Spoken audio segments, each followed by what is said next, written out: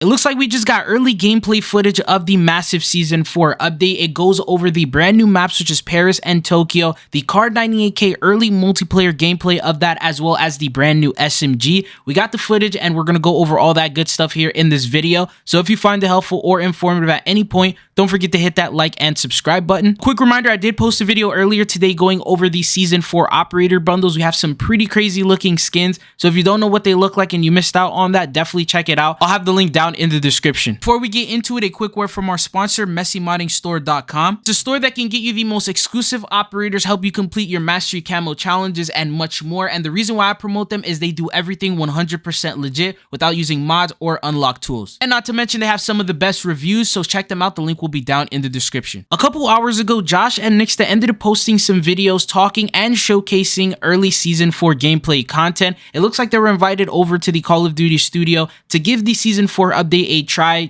out the brand new weapons, the brand new maps, and record some gameplay footage. And this is what they ended up posting over on their channel. I'll have their videos linked down in the description if you guys want to see the full videos. But the first thing I want to go over and talk about is the KAR98K marksman rifle. While you watch this gameplay footage, let me just explain what it is. It says this modernized version of the World War II bolt action rifle is powerful and accurate, high damage output with a slow rate of fire. Now, from the gameplay that you are watching, it doesn't look like the rate of fire is that slow, but you have to remember that they put on different attachments, and with the attachments, the stats may differ a little bit. So the damage output may be a little bit higher, the movement speed may be a little bit better, and that all depends on the attachments and the things that they put on it. Based on the photo that we have here from the battle pass, the default is not going to have a scope, it's going to have that iron sight, and I believe the reloading and the mag is going to be a little bit different. Here in this one, it looks like they reload all the mags at once, sort of like the M1 Grand, rather than loading it in one bullet at a time. I believe that's going to be different effects with the different attachments that you put onto it. Overall, from what I'm seeing, the animation looks very similar to what we saw with Modern Warfare 2019.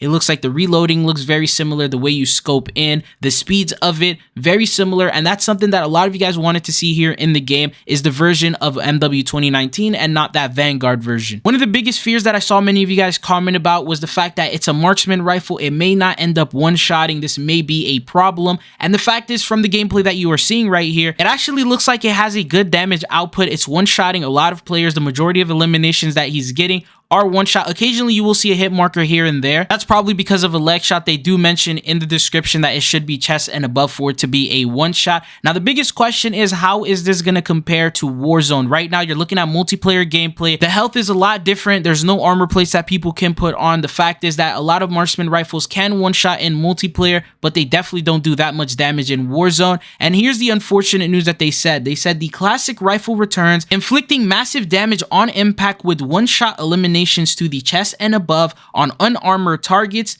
in effective range. Learn the rhythms of its firing speed to maximize your attack rate while evading damage during rechambering. Use Gunsmith to customize its handling, damage output, and other features. Now, one thing that really caught my eye is the fact that they said it's only one-shot eliminations to unarmored targets, pretty much hinting that multiplayer is going to be one shot, but then Warzone won't be. Now, the silver lining about this is they're talking about the default version of the KAR98K, meaning that this is before you put on attachments, before you put on the bullets, the explosive, the fire damage, all that type of stuff. Maybe after you put that on, it may end up being one shot in some cases, depending on the loadout that you end up running. There's still the hope that it could end up being a one-shot weapon in Warzone. I know after watching this gameplay, you're probably like, dang, I really want to use it for myself. And I'm going to show you guys the fastest possible way that you'll be able to unlock this weapon. In order to get it, you'll first need to take a look over at the battle pass. You don't need to own the battle pass. This is going to be unlockable through there, and this is where it's located in Sector 5. If you get the default battle pass or you don't own the battle pass, you're going to start at Sector 1, which says right there, the start. In order to complete that, you're going to need to get 5 battle pass tokens, and once you get those, you'll be able to max that out and unlock the next tier, and then you'll be able to move on to number 3, and you'll need to get yourself another 5, and once you get 5, you'll be able to move on to tier 5, which is where the KAR98K is going to be at. The unfortunate thing is you're going to need another 5 because it's going to be the final reward you'll be able to get. That means if you follow this fastest possible route, it'll take you 15, and usually the fastest way to get that is just by playing in game. So loading up Warzone, whether you go AFK or not, the longer you stay alive, the more XP tokens you get. You'll also be able to use 1 hour double battle pass tokens, and that will also help you get them faster.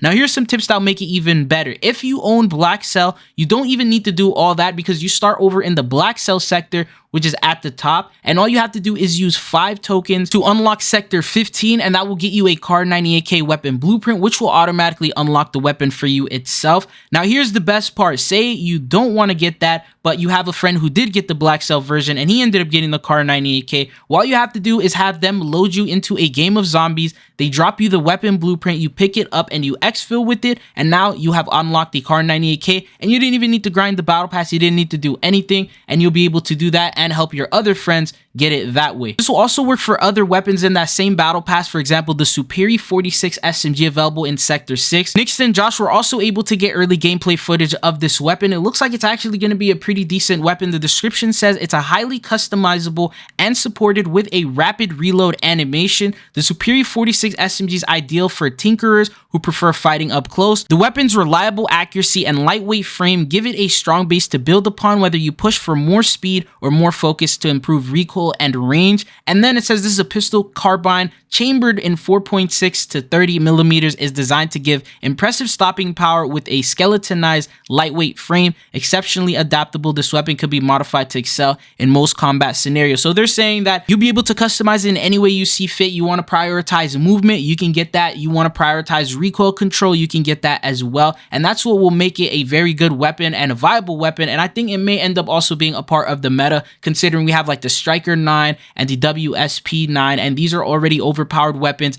that they haven't nerfed so far yet, but they're probably going to end up bringing this weapon just to shake up the meta a little bit. And in the gameplay video, they're also showcasing on the new Tokyo map. The last one was Paris, this one is now Tokyo. These are the 2 maps that are going to be available at launch with the Season 4 update. I like the fact that they're bringing in all original maps into Call of Duty. We've been getting remakes, we've gotten them multiple times, and the fact is, I know a lot of you guys have been fans of these maps that are based in real life locations, but then they're all original. So now we're seeing Paris and Tokyo. Last time we saw Dubai, we've seen Greece. Now, speaking of multiplayer maps, there is some bad news that I wanted to let you guys know about. Apparently, this is the last and final week that you will be able to play Ashika Island in Warzone. Raven Software ended up posting saying, Ashika Island, crafted by our partners at High Moon, introduced to Warzone in February 2023, will soon see its last week in Modern Warfare 3. We're directing our focus towards other map mode combinations for upcoming playlist updates. This is a part of our continued effort to provide players with recurring focused playlists that deliver on the best player experience. Nevertheless, the adrenaline rush of dropping on Oganaku Farms, the memories of tense final circles on Suki Castle, or feeding the sea lions at Beach Club will endure.